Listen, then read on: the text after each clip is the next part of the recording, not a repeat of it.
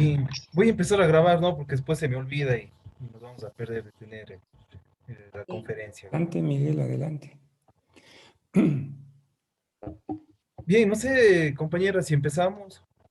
Sí, sí, Perfecto. sí, Macarena, sí. Sí, sí, sí, está bien. En honor a los que están puntuales, sí, por favor. Sí. Muy bien. Buenos días con todos los presentes, estimadas compañeros, estimado doctor Guillermo Augusto. Es un gusto tenerle en esta tercer día de estas jornadas, ¿no? De este seminario taller. La conferencia que vamos a tener este momento se denomina la historiografía ecuatoriana relacionada con la independencia, que corresponde al doctor Guillermo Bustos, que trabaja en la Universidad Andina Simón Bolívar, sede Ecuador, del área de historia. Recuerden que posteriormente, después del receso de las 10:30, tendremos dos conferencias más, una de ellas dictada por la doctora Macarena Montes, denominada La construcción de la nación a través de las imágenes, y posteriormente las cartas que no llegaron, reescrituras en torno a la figura de Mandela Sáenz, dictado por la magíster María Teresa Arteaga. Eh, Vamos a empezar con nuestra primera conferencia, una síntesis del currículum del doctor Guillermo Bustos. Él es PhD en Historia por la Universidad de Michigan, en Estados Unidos. Es profesor principal del área de Historia de la Universidad Andina Simón Bolívar, sede Ecuador. También es coordinador del programa de doctorado en Historia Latinoamericana en esta misma universidad. Ha sido editor de la revista Procesos, ¿no? Revista Ecuatoriana de Historia. Investiga actualmente temas de historia intelectual, historia de la memoria, historia de la historiografía e historia conceptual. Ha sido autor, entre varios de sus trabajos, artículos, como por ejemplo la producción historiográfica contemporánea sobre la independencia ecuatoriana, 1980-2001, una aproximación, en la revista Procesos, número 20, y también ha sido parte del libro El culto a la nación, escritura de la historia y rituales de la memoria en Ecuador, 1870-1950, publicado por el Fondo de Cultura Económica. Como ustedes ven, es muy amplio el trabajo que ha realizado el doctor Guillermo Bustos, ¿no? Los tiempos ya Macarena había mencionado, tenemos aproximadamente hasta las 10:10 con la conferencia, y posterior a ello se van a elaborar comentarios o preguntas de ser el caso. Recordar tener apagado, por favor, silenciados los micrófonos, y desde este momento, doctor Guillermo Bustos puede empezar con su conferencia. Bueno, pues un saludo cordial a cada uno de ustedes. Mi agradecimiento para la Universidad de Cuenca por haberme invitado a esta charla, y de manera particular a la colega, la doctora Ana Luz Borrero, por esta invitación. Gracias a Miguel Novillo por la presentación. Pues tengo el gusto de conocerles a varios de ustedes. Algunos de ustedes son pues muy distinguidos colegas. También en mi memoria empiezan a aparecer algunos nombres de profesores que habían asistido, exalumnos en programas de posgrado en los que había sido pues invitado en años anteriores, así que me da mucho gusto pues poder compartir con cada uno de ustedes. Bueno, yo quisiera hacer uso de una herramienta en la cual pues intenté guiar un poco mi exposición. Entonces voy a compartir la pantalla. En realidad es una hoja de Word, porque ¿cómo se llama? El PowerPoint no me funcionó, no sé qué pasa en mi computadora, pero pues pude hacerlo en Word. Así que voy a... ¿Sí pueden ver? Ya, perfecto. Bueno, entonces yo había pues acordado con Ana Luz ofrecerles una charla sobre historiografía de la independencia. Y esa charla la he estructurado en 4 partes. Y quiero pues anunciarlas de de entrada, ¿no? Pues primero, una reflexión sobre la relación entre presente y pasado, que tiene que ver con el momento en el que estamos, este momento en el que se anuncia pues la conmemoración del bicentenario. Y luego un recorrido pues acotado de lo que yo diría corresponde a 3 partes, grosso modo, que dan cuenta de la evolución de la escritura histórica sobre la independencia en el caso ecuatoriano. Una primera parte que tiene que ver con una historia de tipo política, eminentemente patriótica, que se conoce con el nombre de historia tradicional, historia patria.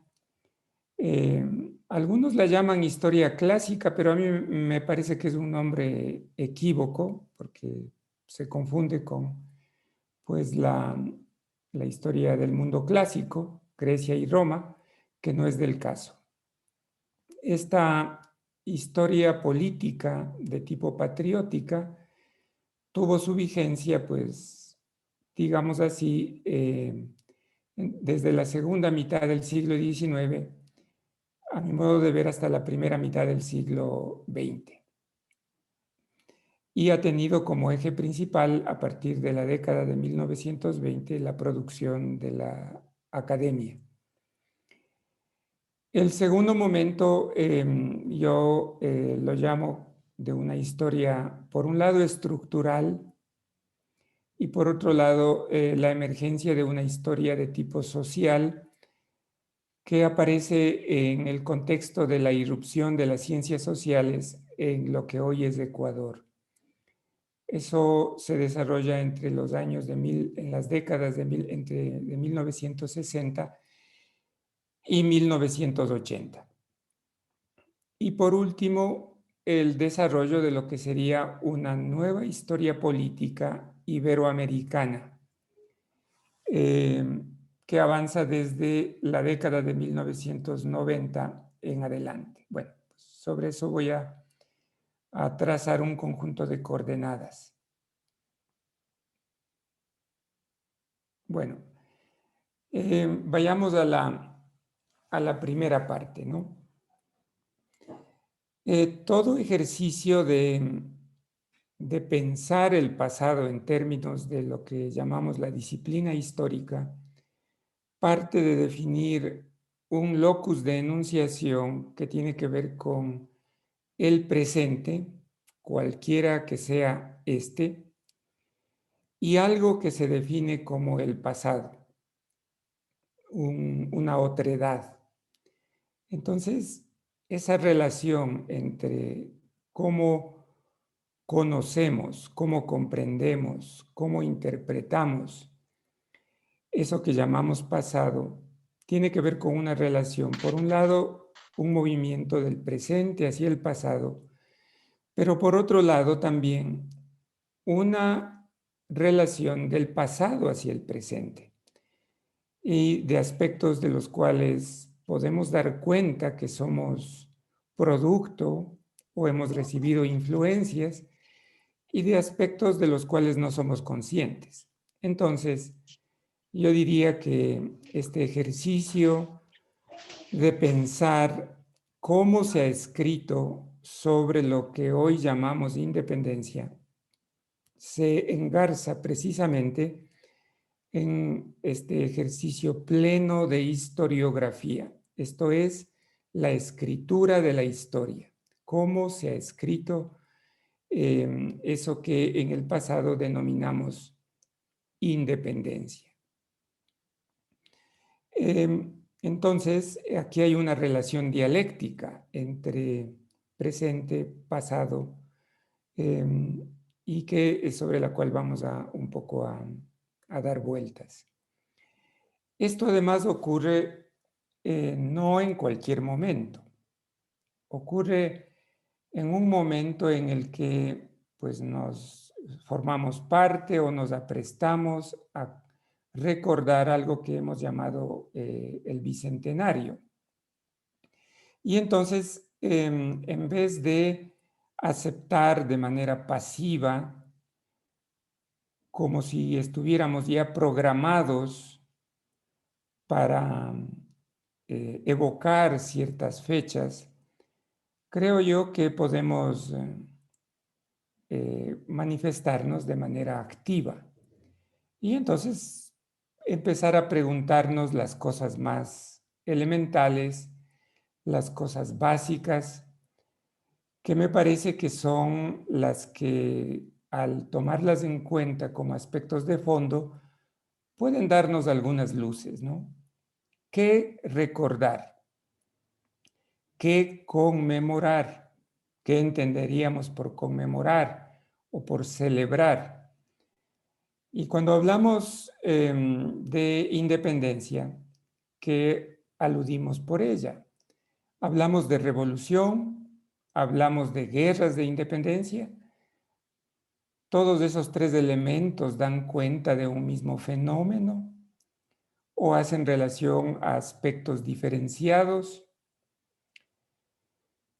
Y luego pues tenemos un conjunto de fechas, de marcas temporales, que como ustedes pueden ver en esta pequeña referencia que yo he trazado aquí, que estoy subrayándola, pues aluden a distintos momentos que forman parte de una secuencia que nosotros no la hemos denominado como de independencia, pero que así ha sido definida y vamos a ver por quiénes y en qué momentos, pero que evocan un conjunto de referencias: 1809, 1810, 1812, 1820, 1822 y 1830.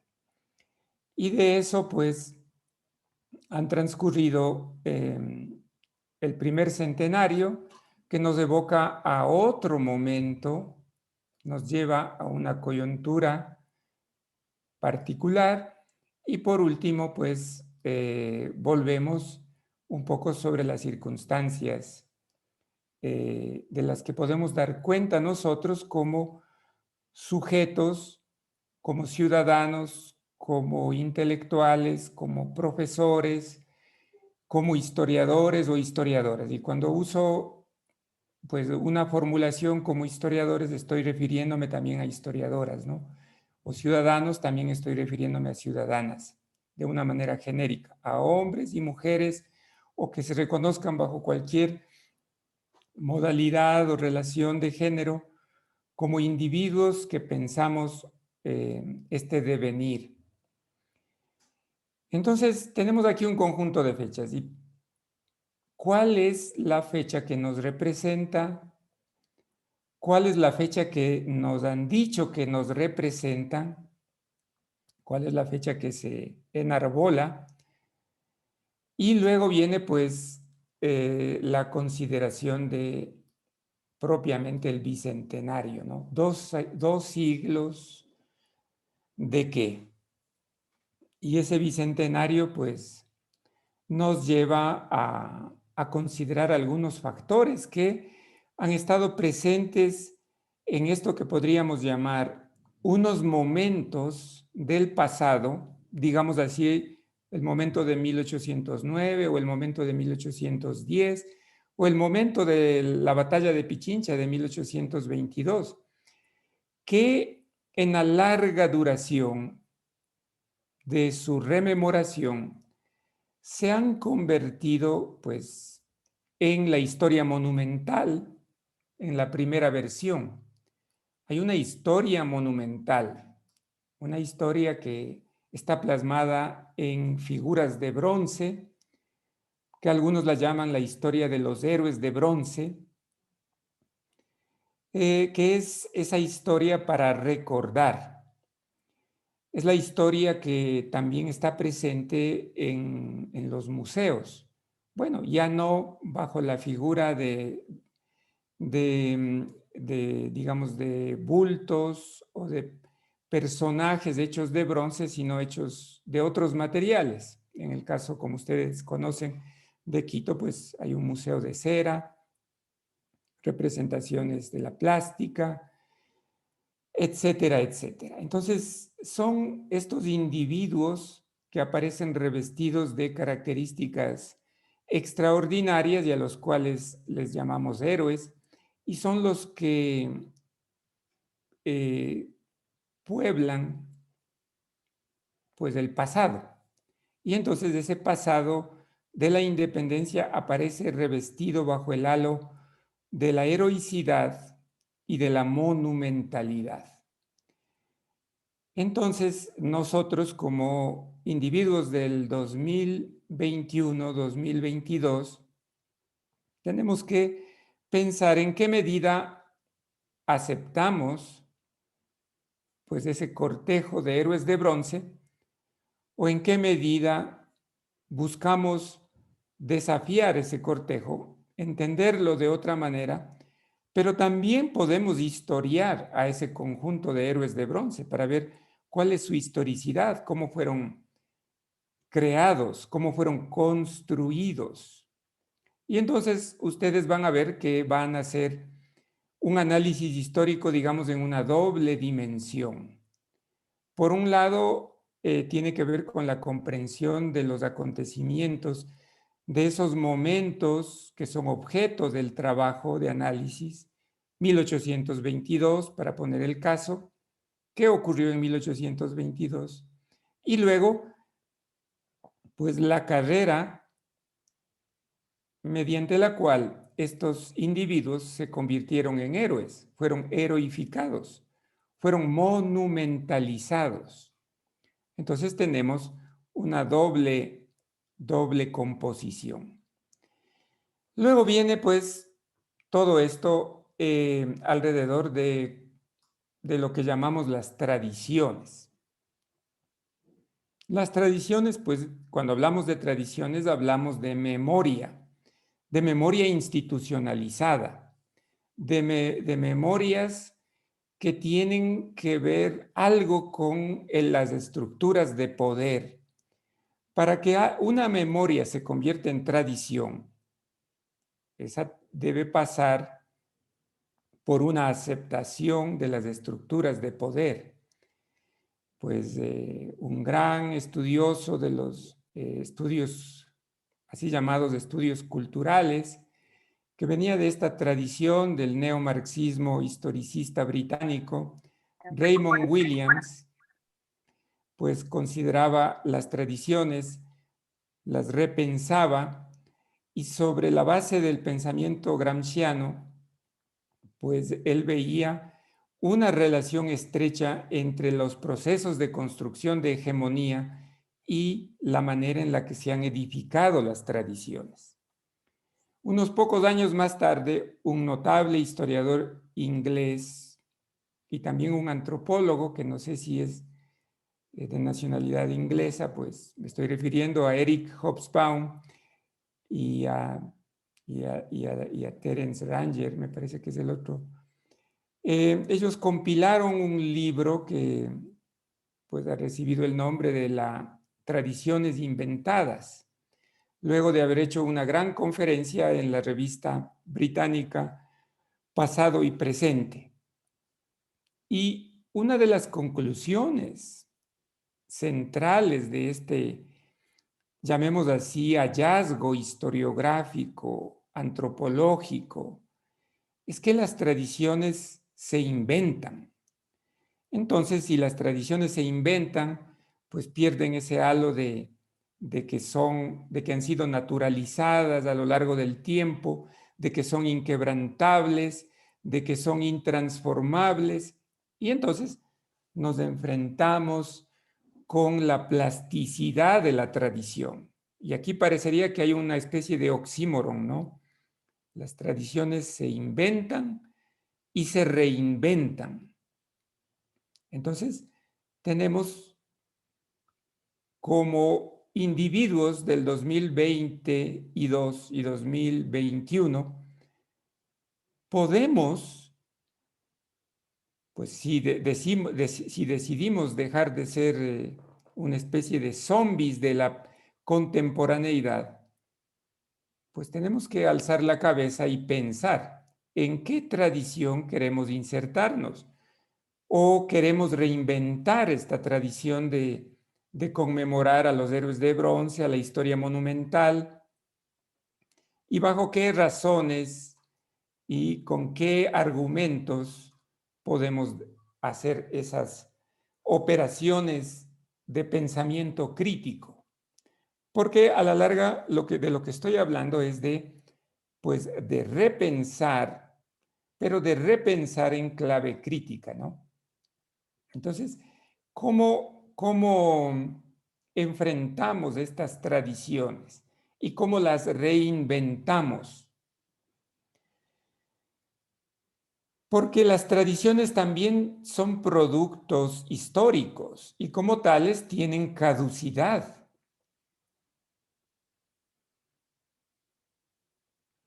Las tradiciones no escapan al paso del tiempo.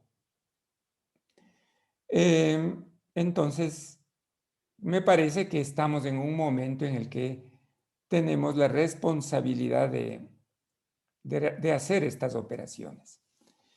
Luego, pues,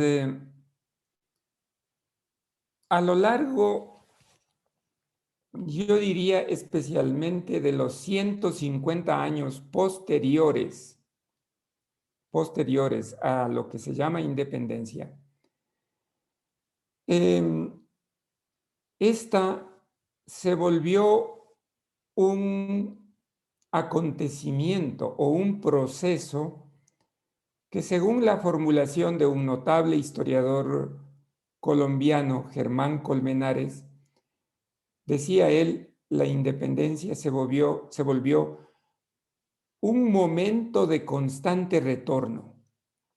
Esto es que desde presentes, que hoy en día para nosotros son ya pasados, se volvía sobre ese momento preguntándole, pidiéndole algo a ese momento.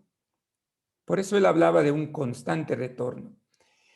Y ese retorno pues tenía que ver con preguntarle en qué consistió esa independencia, en qué consistió esa revolución. Fue una revolución inconclusa, fue una revolución completa, fue una revolución conservadora, fue una revolución para que no haya revolución. Bueno, todo un gran debate. De ese debate surgieron estas ideas de la segunda independencia. No estoy abogando por ponernos a militar en ninguna de estas líneas de pensamiento. Estoy abogando por reflexionar críticamente sobre todas ellas. Y por último, pues esa idea de pensar la independencia como algo, como un peregrinaje, llamémosle así, al cual estamos obligados, pues la independencia aparecía como la alegoría de la nación. Y allí entonces se formuló la idea de que nacionalidades en ciernes habían tomado plena conciencia de su historicidad y habían, pues, como se representa en el monumento de la Plaza Grande de la ciudad de Quito, pues roto unas cadenas y producido la independencia. Y habían, como consecuencia de esto, pues, instaurado una independencia. Entonces, una nación o una nación embrionaria había producido la independencia. Bueno, con el paso del tiempo y el desarrollo de la historiografía, pues esa construcción ha sido dada literalmente la vuelta. Hoy en día, pues un historiador profesional que está al tanto de los debates contemporáneos, nunca podría hacer esa formulación o repetirla. Hoy en día, si seguimos, por ejemplo, a José Carlos Chiaramonte, un gran historiador del Cono Sur, pues diríamos exactamente lo contrario. Entonces, como ustedes pueden ver, el debate alrededor del Bicentenario es como un tapiz desde mi punto de vista, en el que hay diferentes hilos. Yo estoy tratando de mostrar algunos de todos esos hilos. Y todo eso nos lleva, pues, a plantearnos algunas otras preguntas que me parece a mí siguen siendo muy importantes. Por ejemplo, en el ámbito de la educación primaria, educación secundaria, educación universitaria, educación para la ciudadanía, para la construcción de una ciudadanía crítica, educación no formal. ¿Para qué la historia? ¿Para cimentar exclusivamente recursos o construcciones de identidad? ¿Para satisfacer una ansiedad identitaria que no se sacia y que pues aparentemente no logra deglutir todos los elementos y considera que no, la construcción, por ejemplo, de la identidad ecuatoriana no ha sido lo suficientemente desarrollada? ¿O una enseñanza, una divulgación, una puesta en sociedad de la disciplina histórica y de sus hallazgos y de sus reflexiones para pensar, para comprender, para explicar los paisajes sociales en los que estamos inmersos y de los que provenimos como sociedades y como individuos? Bueno, allí hay una gran, llamemos así, un cruce o una Y de caminos. ¿Se sigue lo uno o se sigue lo otro? A lo largo de muchos años, la historia fue cimentada exclusivamente para cimentar la identidad.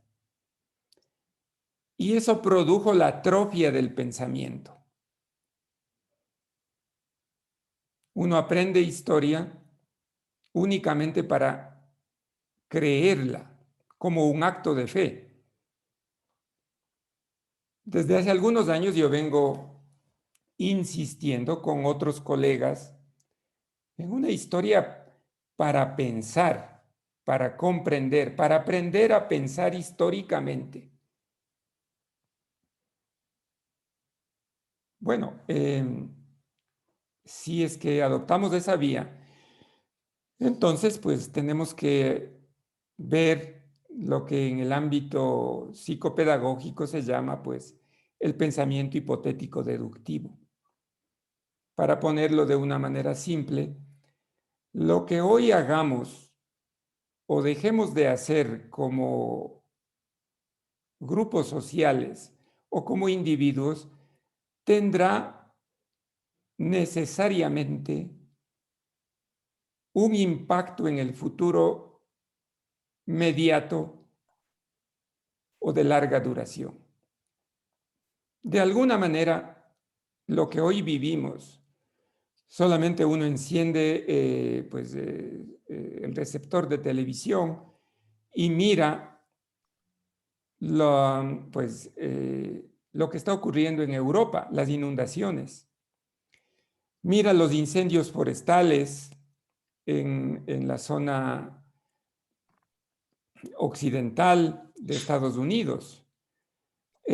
Conversa con colegas que están en otros lugares del mundo. Cuando debería ser pleno verano, pues tienen climas abrigados y de pronto climas fríos. todo eso tiene que ver con algo que se llama cambio climático. Y todo eso tiene que ver con algo que la humanidad dejó de hacer y también algo que hizo en los últimos, pues, 60, 70, 80 años. Aceleró las transformaciones y hoy estamos empezando a recibir el impacto del cambio climático. En el Ecuador seremos inmunes, viviremos en una burbuja de cristal frente al cambio climático. O deberíamos también empezar, o deberíamos haber empezado hace mucho tiempo a ver cómo vamos a enfrentar este fenómeno. Entonces, de lo que estamos hablando es de aprender a pensar históricamente. Y pues hay tres grandes dificultades para pensar históricamente. La primera es la del anacronismo. Es decir, pues, por ejemplo, imaginar el pasado en los términos del presente. Pues voy a poner un ejemplo un poco exagerado. Sería más o menos como preguntarnos cómo se comunicaban en 1822 las fuerzas insurgentes en sus filas sin la presencia del teléfono celular, que hoy nos parece que es algo tan fundamental que imaginamos que prácticamente no entenderíamos el mundo sin ese aparato. Entonces, esta idea de transferir o de crear lo que se llama teleologismos, ¿no? Es decir, arreglar un proceso en función de cómo éste terminó. O sea, 1822 se convierte en el lugar de destino de 1809. No se puede pensar 1809, sino es como algo que fue estableciendo una semilla para llegar a 1822. Necesariamente. Entonces el pensamiento ilustrado se convierte necesariamente en la condición de la independencia. Y Eugenio Espejo pues no pudo haber hecho otra cosa que pensar en la independencia de lo que hoy es el Ecuador cuando éste ni siquiera existía. Pensamiento anacrónico. Presentismo, ¿no? Como dice Javier Fernández Sebastián en su último libro, ¿no? Uno de los enemigos fundamentales del pensamiento histórico, el presentismo. El presente se convierte paulatinamente en el pasado y paulatinamente en el presente, en el futuro de sí mismo. Una burbuja, una especie de cárcel de pensamiento. Y los historiadores estamos, hombres y mujeres, en la búsqueda de las huellas del pasado, pues tenemos que vernos a veces o en buena medida con material manuscrito, con material impreso, y entonces allí aparece el lenguaje, aparece pues el mismo idioma, pero estamos abocados a enfrentar lo que Javier Fernández Sebastián llama la engañosa transparencia del lenguaje. En las fuentes encontramos la palabra independencia, encontramos la palabra soberanía, encontramos la palabra revolución, y en vez de preguntarnos cuál fue la carga semántica con la que esta palabra en este trozo del lenguaje escrito en 1809, en 1812 o en 1822, en vez de preguntarnos qué quería decir en ese contexto, le asignamos la carga semántica del presente. Lo que hoy nosotros entendemos por la palabra revolución, lo que hoy nosotros entendemos por la palabra soberanía, por la palabra independencia.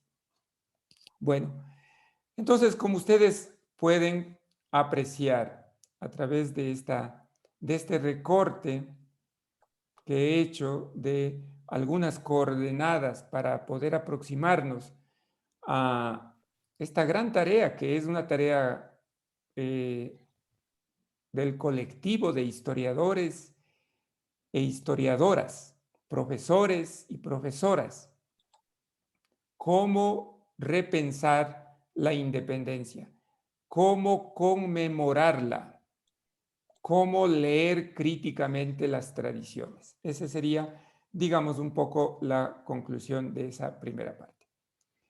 Bueno,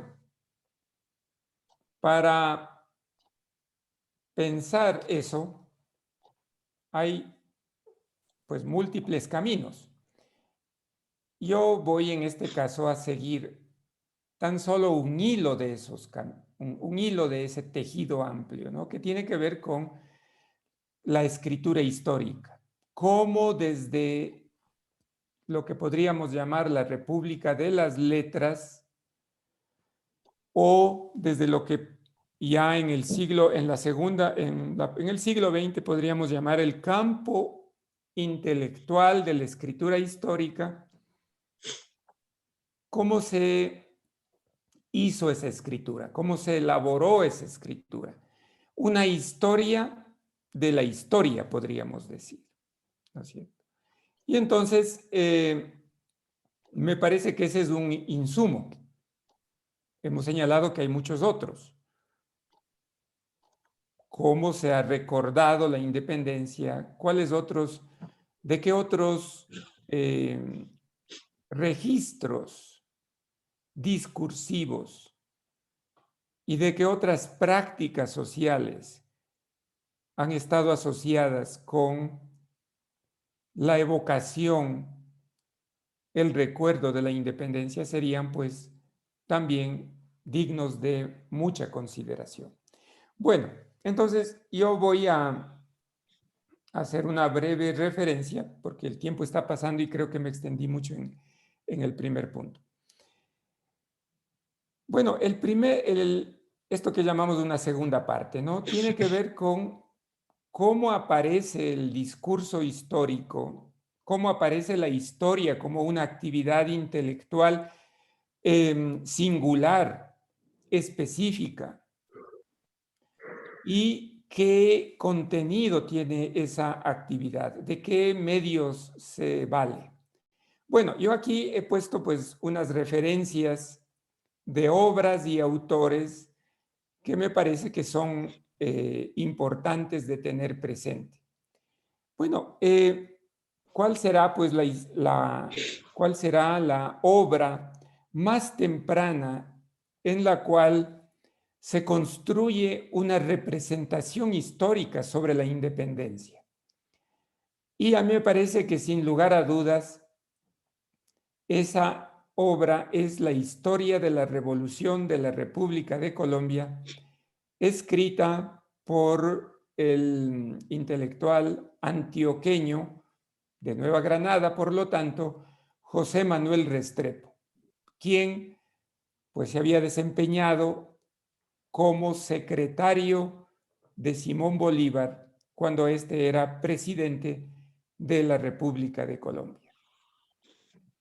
Entonces estamos hablando de un intelectual que conjuga la actividad de haber sido protagonista, podríamos decir testigo de primera mano, de los acontecimientos que está relatando, y que tiene en su poder y tiene la capacidad de conseguir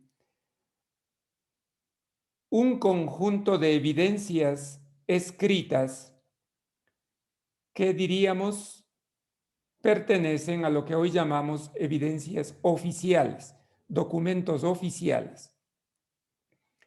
Con ellos elabora esta representación del proceso de la independencia, al cual lo califica de revolución y aparece vinculado de manera estrecha con la construcción de la República de Colombia, lo que posteriormente se va a llamar Gran Colombia, para distinguirla pues de la historia del país, de la entidad política, que como sabemos pasa por varios nombres hasta quedar con la definición de Colombia. Entonces tenemos aquí un actor de primera mano, un testigo presencial de los acontecimientos, un admirador fehaciente de Simón Bolívar, y por lo tanto ustedes ya pueden empezar a dibujar alrededor de estos elementos, pues, cómo se elabora este texto. Este texto construye, esto forma parte de un trabajo que estoy escribiendo, pues los habitantes de lo que hoy es Venezuela, de lo que hoy es Ecuador, de lo que hoy es Panamá, tenemos que remitirnos a este texto para ver cómo fue narrada, cómo fue relatada estos acontecimientos que forman parte de la independencia de cada uno de estos países. Pero este texto tiene una virtud, y esa virtud es de que dibuja una cartografía de acontecimientos que están estrechamente entrelazados y que luego van a ser desgajados por la construcción historiográfica nacionalista en cada país. O sea, cada país va a parcelar, diríamos así, lo que originalmente era un movimiento de características regionales, continentales, podríamos decir transnacionales, sin que existan propiamente naciones. Luego, estas historiografías van a segmentar estos procesos. Y claro, eso tiene pues un precio, ¿no? Y no solo que van a segmentar, sino que se van a volver luego expresiones localistas. Bueno, este texto ejerce un gran influjo en la República de las Letras en el siglo XIX y también en parte del siglo XX. Pues como ya sabemos, el autor que publica el primer trabajo, el primer metarrelato nacional es Pedro Fermín Ceballos. Y digo publica porque hay otros autores que no publican, sus trabajos son publicados luego, pero aparentemente lo hacen con un poco de anticipación a Pedro Fermín Ceballos. Entonces, su resumen de la historia del Ecuador desde su origen hasta 1845 debe enfrentar este problema de cómo relatar un acontecimiento que fue continental en términos nacionales.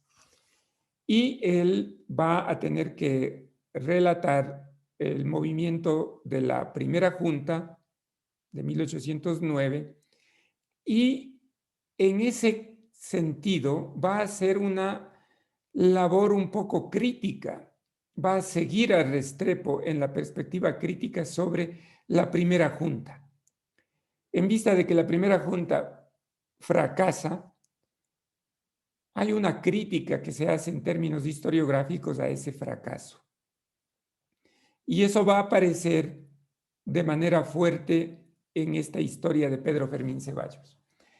Pues quienes quieran tener una idea un poco más elaborada de lo que él señala, no solo sobre este periodo, sino sobre los otros periodos históricos, pues yo les invito a que revisen el capítulo 1 del Culto a la Nación, precisamente en el cual yo hago un análisis de la escritura histórica de Pedro Fermín Ceballos. Pero voy a retomar de allí un elemento, y es que La construcción que elabora Ceballos sobre la independencia, a mí me parece que no es lo suficientemente, o no termina siendo lo suficientemente plausible para el público lector del último cuarto del siglo XIX en Ecuador. Y por lo tanto, hay una especie de desafección, de sentido crítico sobre la obra de Pedro Fermín Ceballos. Y entonces, los autores subsiguientes van a intentar remediar esa aparente falta de Pedro Fermín Ceballos en cómo relata sobre la independencia. Y esa parte de esa crítica va a venir de un territorio que podríamos vincular, no es estrictamente histórico, sino literario. Y pues un destacado periodista, Manuel J. Calle, pues va a escribir un texto que se llama Leyendas del tiempo heroico, episodios de la Guerra de Independencia, que es publicado a principios del siglo XX, precisamente como un texto que intenta cubrir las necesidades del aparato educativo, del aparato escolar, pero también como una intervención que tiene que ver con lo que ya se aproxima a 1905, que es el primer centenario de la independencia. Y entonces allí aparece el texto de Manuel J. Calle. Y yo creo que ese texto requiere ha ejercido un impacto formativo extraordinario. Hasta hoy en día, en el ámbito escolar, se sigue consumiendo leyendas del tiempo heroico como si fuera historia. Y me parece entonces, ¿cuál es la gran fuerza de este texto? Bueno, la gran fuerza de este texto es que el estilo narrativo es un estilo que pone en boca de los actores un conjunto de expresiones para dramatizar estos acontecimientos. Y entonces, pues en vez de leer pues de manera fría y un poco más lejana la secuencia de acontecimientos que produjeron pues el pronunciamiento del 10 de agosto de 1809, pues uno puede sumergirse en la narrativa de Manuel J. Calle y encontrar cómo pues se golpea la puerta de la residencia del presidente de la audiencia y a la madrugada le despiertan y le dan a conocer cómo ha cesado en sus funciones. Bueno, allí hay una intriga literaria que me parece a mí es el fuerte de los textos de leyendas del tiempo heroico. Pero Manuel J. Calle no era un inventor de fábulas cualquiera. Manuel J. Calle era un individuo que había leído, y uno puede mirar en las referencias bibliográficas, pues un conjunto de autores pues nada despreciable. Bueno, pues posteriormente viene la historia de Roberto Andrade, un liberal que tiene una visión pues también muy crítica sobre los, especialmente centrado en los acontecimientos de la primera junta, de la de 1809.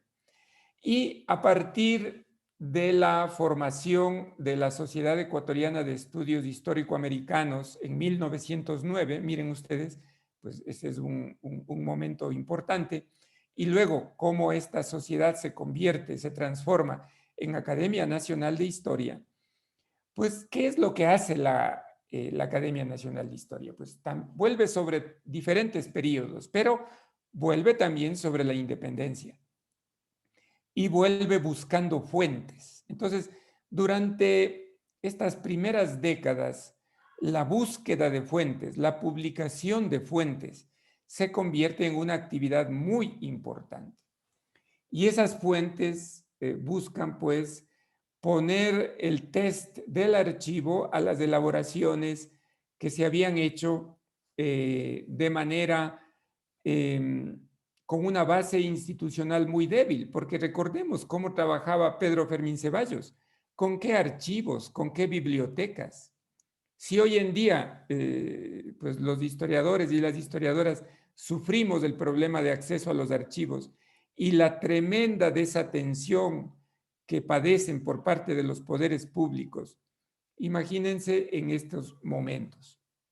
Entonces fueron tareas en este sentido heroicas las que fueron desarrollando todos estos autores. Pues Manuel María Borrero, una figura importante de la intelectualidad de Cuenca, del sur del país, hace una contribución crítica sobre la independencia.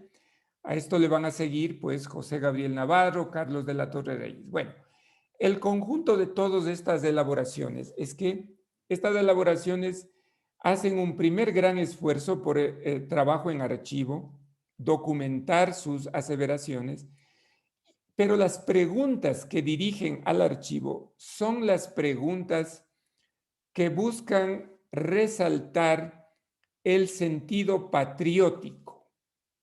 El sentido patriótico. ¿En qué el patriotismo? Recordemos aquí que el patriotismo es una construcción discursiva que busca juntar algunos elementos, podríamos decir, de la razón, pero pone especial énfasis en lo que hoy llamaríamos la teoría de los afectos, la teoría de los sentimientos, el amor, la identidad. Es decir, esos elementos van a volverse vertebradores del análisis, del discurso. Y vamos entonces a buscar generar unas marcas históricas. Y así, por ejemplo, la primera junta del 10 de agosto de 1809 va a documentarse como la primera junta de América, Quito, Luz de América. Merced a este proceso de ir segmentando paulatinamente el proceso de la independencia, que como les digo, originalmente tiene una complexión regional, continental, ¿no es cierto? Podríamos decir hasta transatlántica, hasta ser luego reducido en términos nacionales y luego en términos locales. Y pues desaparece del ámbito de visión que pues las juntas de Chuquisaca y La Paz fueron unos pocos días antes que la junta que se organizó en Quito, y que a la junta de Quito le siguieron el año siguiente juntas desde Caracas hasta Santiago de Chile y Buenos Aires. Todas estas ciudades hicieron otras juntas, y además se pierde de vista que pues en Quito se organizó la segunda junta, que en diferentes aspectos, desde mi punto de vista, resultó mucho más significativa que la primera. Esto es la que va entre 1810 y 1812. Bueno, pasamos entonces a un segundo momento. Un segundo momento que tiene que ver con pues los años de 1960. Son años de transformación en el mundo, ¿no? La Revolución Cubana marca un antes y un después, el mayo del 68, la irrupción de las mujeres, la crítica a la guerra de Vietnam, la posibilidad de que la revolución estaba a la vuelta de la esquina, esto es, la idea de que la transformación social que necesitaba América Latina estaba al alcance de la mano, más o menos, ¿no? Un voluntarismo, y entonces la denuncia de las grandes estructuras opresivas, el momento de la irrupción, pues, no digo aparecimiento, digo irrupción en el ámbito de las ciencias sociales, de la presencia del marxismo, ¿no? Bueno, a la luz de todas esas elaboraciones, pues yo me quiero centrar solamente en unos pocos elementos, porque no tenemos tiempo. El trabajo de un sociólogo muy destacado, pues tristemente fallecido hace pocos años, me refiero a Manuel Chiriboga. En un encuentro que se organiza precisamente en 1980.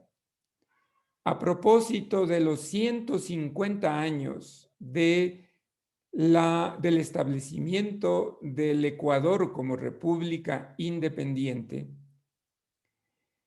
en el Centro de Investigación y Cultura, que era una dependencia del Banco Central del Ecuador, recordemos, ese era un sector, una entidad que se había dedicado parte de los recursos petroleros al desarrollo de actividades culturales, siguiendo el modelo, por ejemplo, del Banco de la República de Colombia, también de otros lugares de América Latina. Apareció una revista, la revista Cultura, que marcó una contribución muy interesante en el ámbito de las ciencias sociales y las humanidades en su conjunto. Entonces convocan a un coloquio y el trabajo de Manuel Chiriboga es precisamente la ponencia que lleva a ese coloquio. Se llama Las Fuerzas del Poder. Y en ese texto, pues, Manuel Chiriboga hace algunas afirmaciones a contrapelo de toda esta literatura que había puesto mucho énfasis en el tema identitario, en el tema de celebración de la primera Junta Quiteña. Y entonces nos va a recordar que, por ejemplo, la primera Junta Quiteña fue cuestionada, interpelada y no secundada por las reacciones de Guayaquil y Cuenca. Y entonces, en vez de que aparezca este idílico país que sigue a Quito, pues lo que tenemos es unas fuerzas del poder que se enfrentan entre sí. Ahí aparecen fuerzas regionales. Es un tema muy, muy interesante que me parece a mí aparece de la lectura que hace Manuel Chiriboga. Manuel Chiriboga no era propiamente un historiador entrenado como tal, él era un sociólogo, pero desde la sociología hace una entrada por la vía que podríamos llamar la sociología histórica. Y estas elaboraciones que él procura son muy interesantes. Entonces pone una gran interrogante sobre en qué medida lo que ocurrió en el transcurso de las décadas de 1800, 1810 y 1820 puede denominarse revolución, puede denominarse independencia. ¿Cuál es la dimensión social de todos estos procesos? Otros autores hablaban, pues, de la revolución de los marqueses, y esa palabra ya les puede a ustedes dar la pista de que el proceso entonces quedaba confinado a ser una revolución de élites.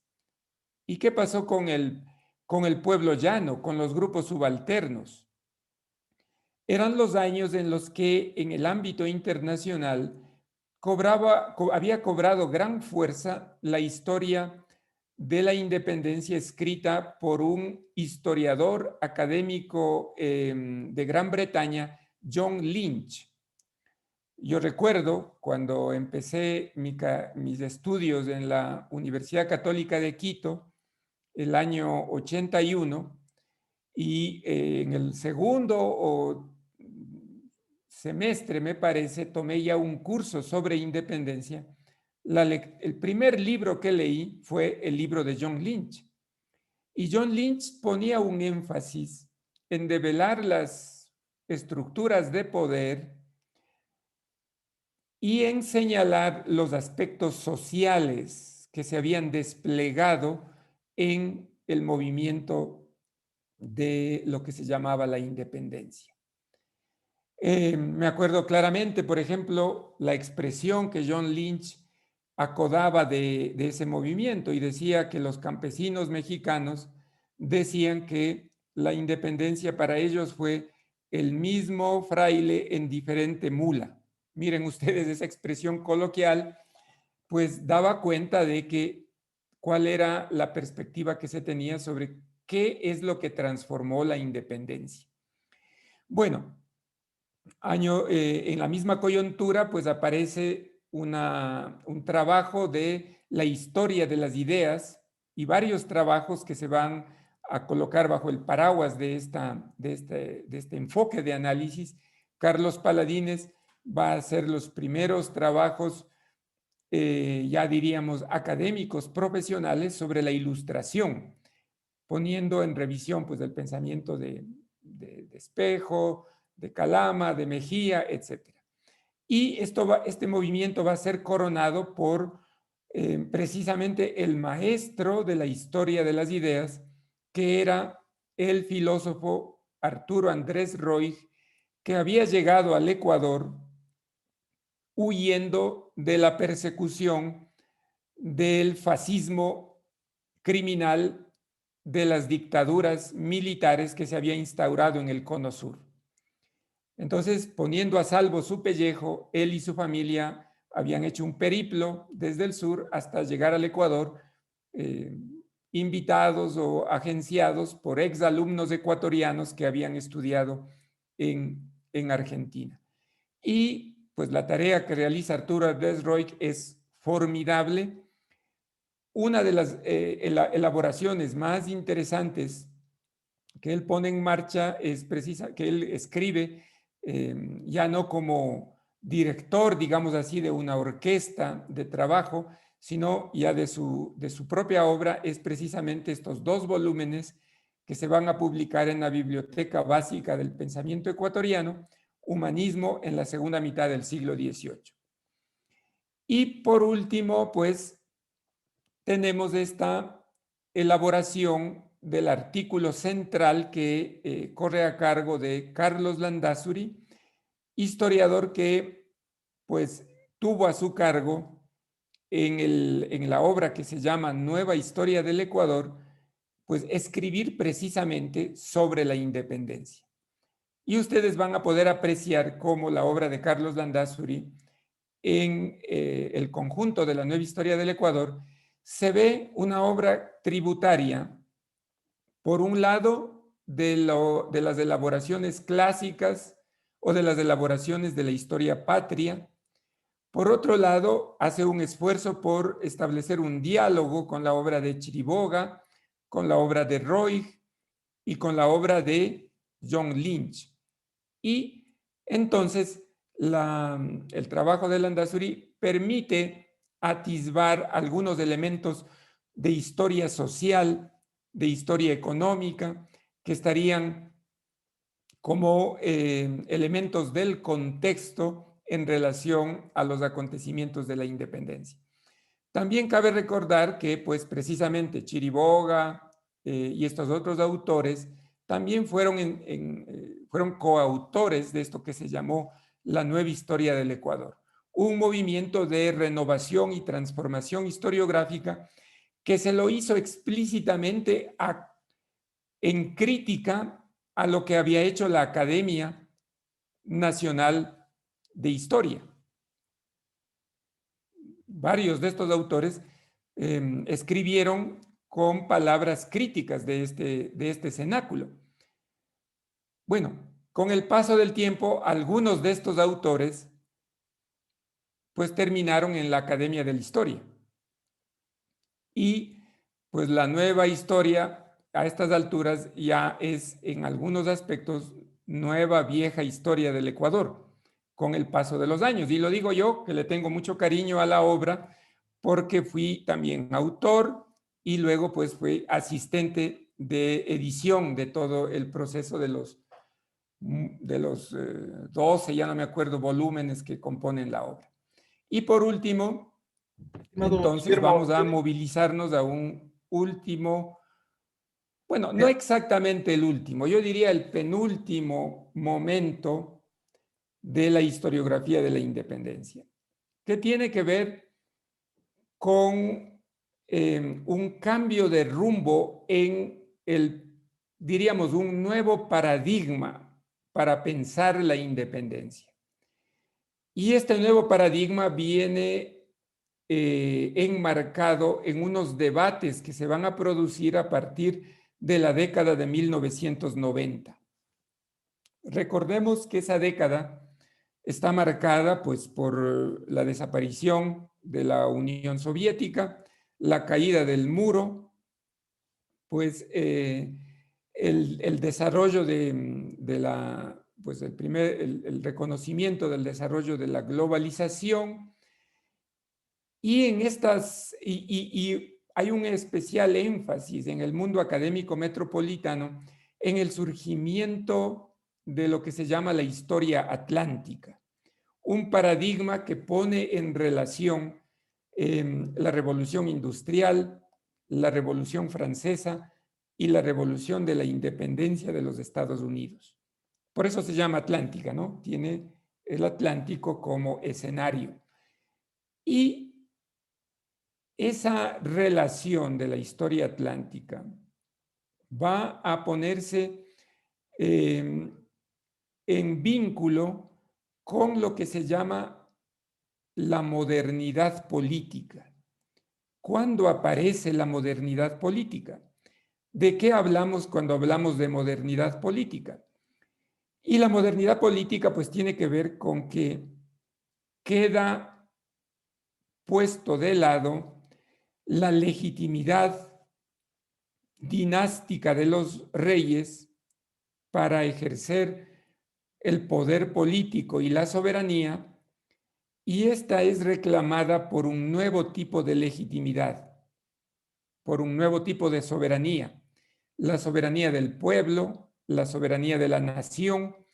¿No es cierto? Todas estas hijas, pues, de la revolución de la independencia de Estados Unidos y de la Revolución Francesa.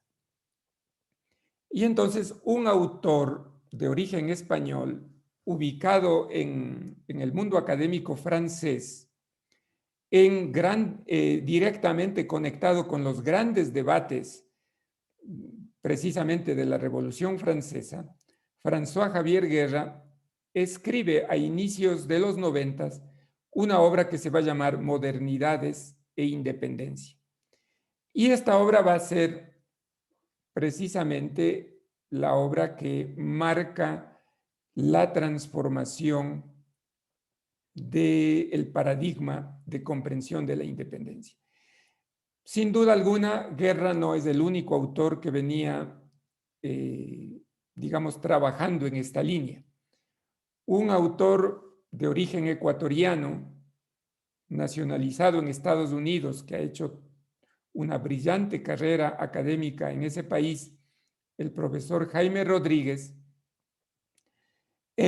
precisamente en 1992, miren ustedes, de manera sincrónica, en la revista Historia Mexicana había publicado un artículo que anunciaba lo que sería su obra aparecida en idioma castellano en 1996, La Independencia de América Española, pero publicada en inglés por la prensa de la Universidad de Cambridge algunos años antes. Y en esta obra, Rodríguez busca conectarse con la discusión de las revoluciones atlánticas. Entonces, tenemos dos autores que casi simultáneamente están embarcados en ese movimiento. Todo esto nos lleva a señalar rápidamente, porque el tiempo avanza, pues y creo que me estoy extendiendo mucho, dos rasgos que quiero señalar. Uno, que la discusión de la independencia deja esa clave heroica para pasar a conectarse con la construcción de las modernidades. Y en segundo lugar, para volver a reinsertar este movimiento en el gran debate de lo que sería la historia transatlántica, o lo que hoy se va a llamar historia conectada también, ¿no es cierto? Y nos devuelve entonces a un proceso que tiene características transcontinentales, sacándonos de los aislamientos y localismos en los que nos había sumergido la historiografía, especialmente patriótica.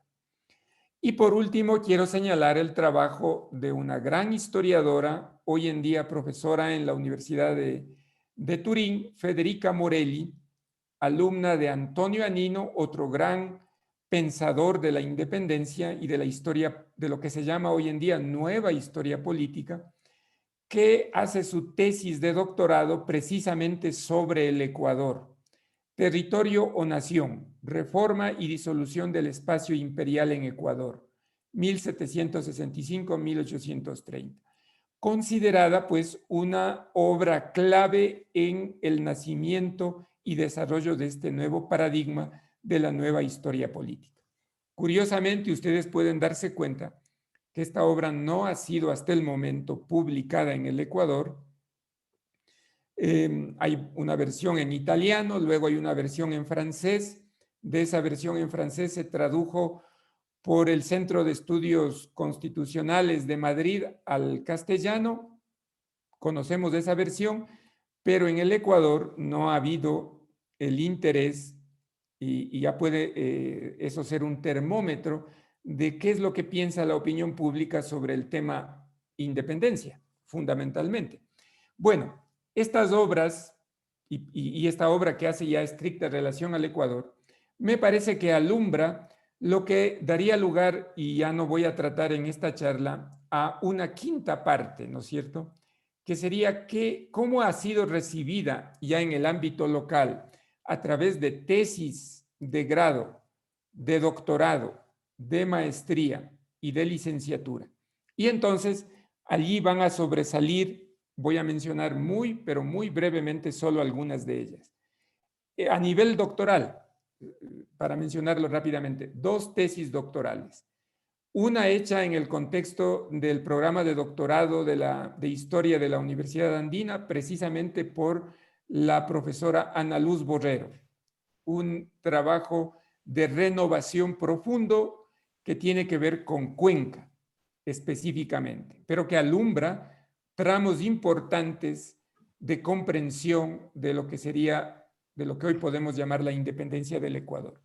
Y el otro, hecho en el contexto del programa de doctorado de Flaxo por Alexandra Sevilla, ¿no es cierto? Una autora que ya había contribuido con un tema sobre mujeres en la independencia. Y en este caso, haciendo una relectura de qué es lo que proponían, qué pensaban los sectores realistas.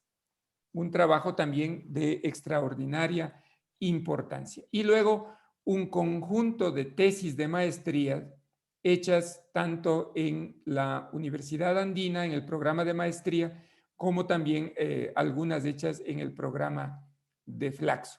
Y sin duda alguna también algunas tesis de licenciatura hechas también en el ámbito de la Universidad Católica y de otras universidades del país.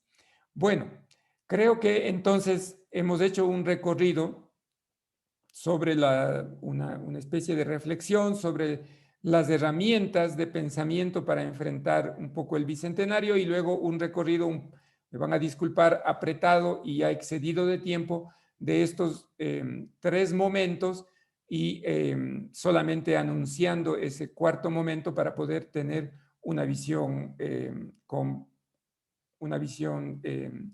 de largo aliento. Bueno, pues también quería hacer algunas referencias a las lecturas, pero creo que por razones de tiempo mejor me quedo allí y paso a escuchar las preguntas, comentarios, observaciones, cuestionamientos, pues adelante, seré todo oídos.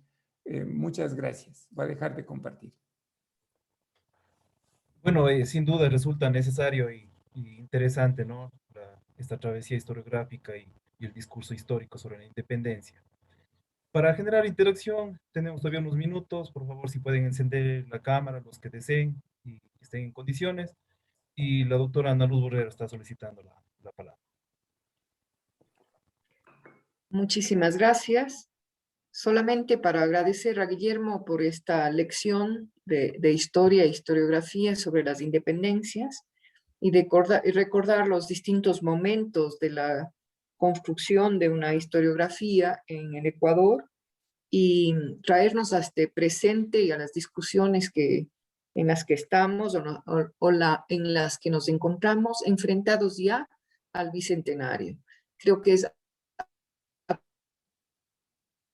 absolutamente necesaria una reflexión más, aparte de lo que él tiene escrito, publicado. Obviamente su último gran libro, El culto a la nación, refleja toda esta reflexión de Guillermo, pero la última parte, que fue enriqueciendo lo que ya produjo él, la publicación sobre la historiografía de las independencias en el Ecuador, y creo que ha sido el historiador que más ha aportado. Entonces, más bien solo quiero agradecer por este trabajo expositivo, concreto. He tomado notas, he vuelto a aprender, he vuelto a revivir el doctorado. Gracias, Guillermo, y qué bueno contar contigo aquí. Gracias.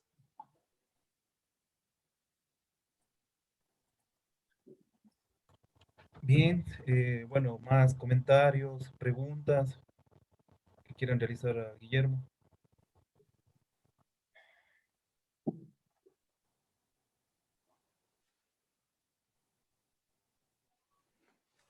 Bueno, gracias. Gracias, Ana Luz. Ahí No está sé, Tatiana. Guillermo, sí, Tatiana. Tatiana. a ver, Tatiana. Sí, buenos días, doctor Bustos. Un gusto haberle escuchado su conferencia el día de hoy.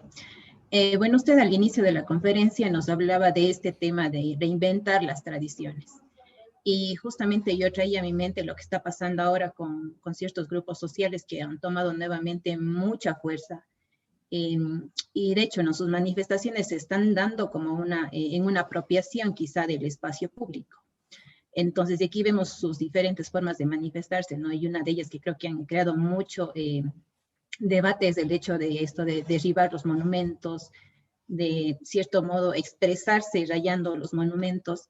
Entonces, yo le quería preguntar a usted su postura sobre esto. ¿Esto se puede considerar una reivindicación quizá de las tradiciones o reinventar las tradiciones? ¿O quizás se puede considerar más bien como una aniquilación de la memoria histórica? Sí, sin duda ese es un tema que nos invita al debate, a la polémica. Y creo que para poder considerarlo conviene salirnos de una manera de pensar que está gobernada por el deber ser, ¿no es cierto? Lo digo en términos generales, en términos corrientes, ¿no? La idea de, especialmente en los medios masivos de comunicación, en donde pulula la idea del deber ser, la idea de la desinformación, de la malinformación, del sesgo, pues, de la carencia de, por supuesto, de objetividad, etcétera, etcétera. Creo que esto podemos, sin duda, a varios de ustedes, ¿qué les suscita el hecho de que grupos derriben, manchen, tachen monumentos? Pues puede haber digamos, dos reacciones. Una reacción de espanto, de desacuerdo, de que eso infringe las normas de convivencia urbana, ¿no es cierto? Y en buena parte gobernado por la idea del deber ser. En otra, pues la idea de que sí hay que hacer tabla rasa del pasado y aquí reempezamos a escribir todo desde el presente. Somos Adanes y Evas que estamos enfrentando el mundo. Bueno, yo más bien invitaría a ver esto como un objeto de análisis, como un objeto, como una manifestación de un problema de historia social, historia cultural. Y entonces, ¿cómo entenderíamos? ¿Cuáles son las motivaciones? ¿Cómo surgieron esos monumentos? Bueno, creo que, ¿qué expresan esos monumentos? Serían como las primeras preguntas, ¿no es cierto? ¿Qué expresan esos monumentos? ¿Quiénes los impusieron? Y eso nos va a llevar entonces a tratar de mirar cómo los públicos contemporáneos, movilizados a la luz de determinadas demandas,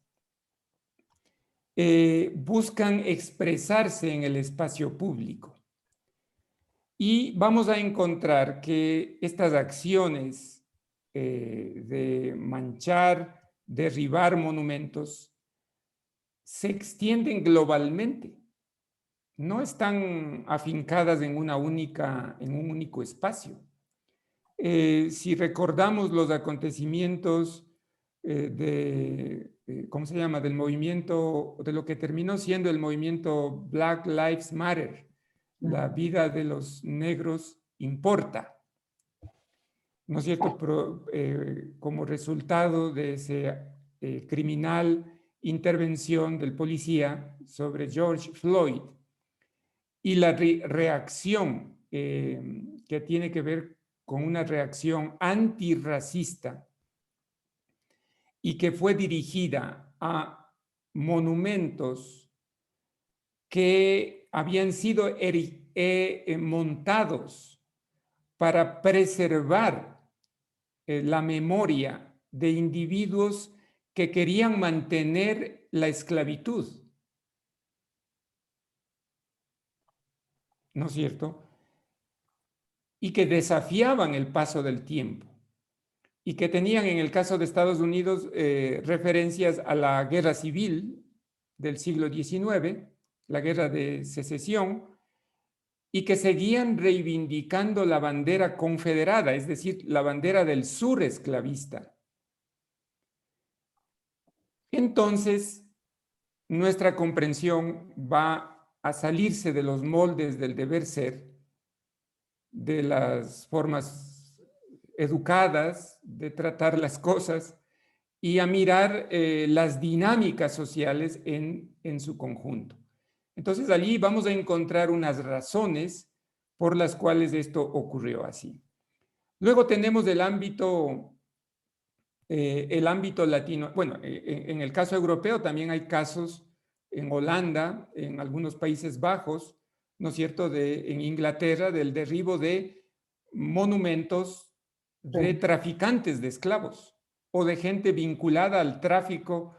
Bueno, uno de los componentes precisamente de esta nueva relectura de la independencia, de cómo se construyó la modernidad, una modernidad que reclama por un lado la democracia, pero por otro lado trabajó de manera sostenida en la esclavitud, ¿no es cierto? Y eso nos debe llevar a pensar, por ejemplo, en el caso de los países andinos que se proclamaron democráticos, abrazaron la bandera de la libertad, pero mantuvieron la esclavitud, ¿no es cierto? Entonces, estamos hablando de contradicciones. Ya sabemos, quienes hacemos el análisis social, que la realidad social está plagada de contradicciones. Y en este caso, el derribar monumentos puede aparecer en la retina de los más media, entre comillas, correctos, ¿no es cierto?, como un horror, pero lo que representaban estos individuos en términos sociales y humanos como algo menor. Estos traficantes de esclavos, por ejemplo, o estos que directamente mantuvieron o querían mantener la esclavitud. En el ámbito latinoamericano también ha ocurrido irrupciones, ¿no es cierto?, en contra de monumentos, por ejemplo, a Isabel la Católica. ¿Qué es lo que representaba Isabel la Católica? Desde la perspectiva de estas organizaciones indígenas o de mestizos y de otros sectores sociales que veían críticamente este paradigma del hispanismo considerado como el baluarte de la construcción de las naciones, en desmedro, por supuesto, de los indígenas, como dice Mercedes Prieto en su excelente libro, El fardo de la nación, la raza vencida. Bueno, Isabel la Católica, pues una figura que no le podemos hacer que abrace las causas de los derechos humanos, porque sería una especie de anacronismo. Pero a ojos de estos movimientos, de estos actores, ella formaría parte de este paradigma hispanista de la construcción del Día de la Raza, hoy pues ya no celebrado, o ya casi una antiguaya, pero que durante buena parte del siglo XX fue una fecha conmemorativa muy significativa, muy importante.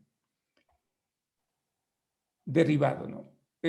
Pienso yo, por ejemplo, en Colombia, en lo que ocurrió hace pocas semanas en Colombia, ¿no? Pues los medios ecuatorianos, televisión, prensa, pues información sesgada, muy limitada, que no mostró la dinámica tan formidable de esa movilización social. Yo recuerdo haber leído un artículo de El País, periódico de España, que daba cuenta de la movilización y empezaba el artículo precisamente describiendo la reunión de un grupo de jóvenes, y los jóvenes fueron los principales protagonistas de la movilización en contra del gobierno de Duque, que se habían reunido al pie del monumento a Simón Bolívar. Y en la inconformidad, el rechazo a las políticas neoliberales, encontraron que el monumento a Bolívar estaba asociado a ese conjunto social que ellos rechazaban e intentaron derribar el monumento. Entonces, nuevamente, pues estas acciones van más allá de estas ideas de una especie de búsqueda de urbanismo o del deber ser, y deben ser entendidas en los contextos sociales, políticos en los que ocurren, ¿no? Esa sería como mi respuesta. Y muy interesante. Gracias, Tatiana. Muy bien, en función del tiempo, pues nos queda nuevamente agradecer, doctor Guillermo Bustos, por su valioso aporte a la historia ecuatoriana, ¿no? Y esta valiosa conferencia. Gaby alzó la mano, ¿no? Beatriz, Beatriz, bueno, no sé si nos tomamos unos minutos más para escucharle a Beatriz. Beatriz. Por favor, Beatriz. Disculpe, me confundí. Iba a felicitar al expositor porque nos ha ampliado magníficamente toda la historia de América, de la independencia, etcétera. Muchas gracias, su aporte ha sido muy, muy valioso para mí. No tenía pregunta, iba a felicitarle, muy amable. Gracias, Beatriz, gracias. Perfecto, nos unimos a esas felicitaciones, ¿no? Bueno, recuerden que nos reunimos nuevamente a las 10:55 para continuar con las otras conferencias. Bueno, Muchas un gracias. gran gusto. Cuídense. Muchas Buena gracias. suerte. Gracias, Dios. Guillermo. Gracias, gracias, Guillermo.